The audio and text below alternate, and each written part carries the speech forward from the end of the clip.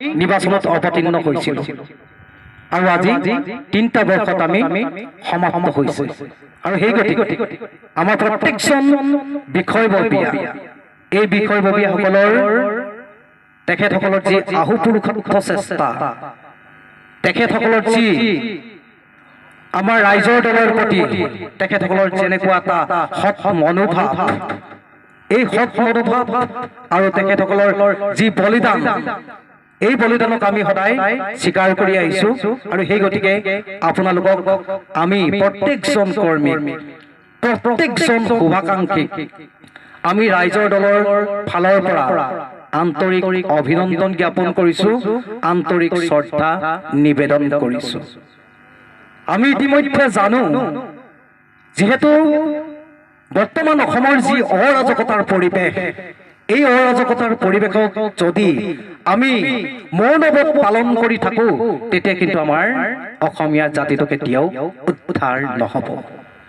যেহেতু ৰাষ্ট্ৰীয়তাবাদী যি অগ্ৰাসন যি উগ্ৰ সাম্প্ৰদায়িকতা এই ৰাষ্ট্ৰীয়তাবাদী আগ্ৰাসন আৰু উগ্ৰ সাম্প্ৰদায়িকতাই আচলতে আমাৰ যি জাতি অসমীয়া জাতিটো সেই অসমীয়া জাতিটোক আচলতে গিলি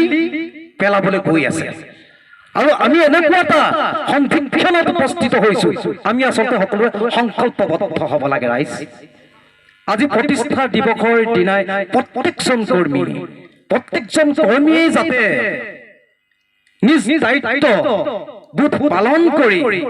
আমি যাতে অনাগত ভৱিষ্যতৰ দিনত যাতে গাঁৱে ভূঞে চহৰে নগৰে আমি প্ৰত্যেকজন জনগণৰ বুকুৰ মাজত যাতে কুৰুকি হৃদয়ংগম কৰিব পাৰোঁ এই ক্ষেত্ৰত আমি সকলোৱে মনোনিৱেশ কৰাৰ প্ৰয়োজন বোধ আছে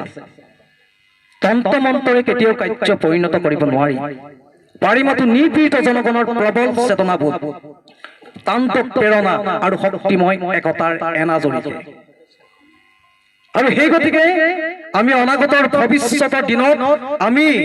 সকলো একাত্ম বোধেৰে ভাতৃত্বৰ বোধ যি মনোভাৱ সেই ভাতৃত্ব মনোভাৱ আমি শক্তিশালী কৰি আমি ৰাইজৰ দলত আমি প্ৰতিষ্ঠা দিৱসৰ দিনাই আমি সকলোৱে সংকল্পবদ্ধ হ'ব লাগিব যে আমি এটা সময়ত অসমত আমি চৰকাৰ গঠন কৰিবলৈ সক্ষম হ'ব লাগিব যেহেতু বৰ্তমান যি ৰাজনীতি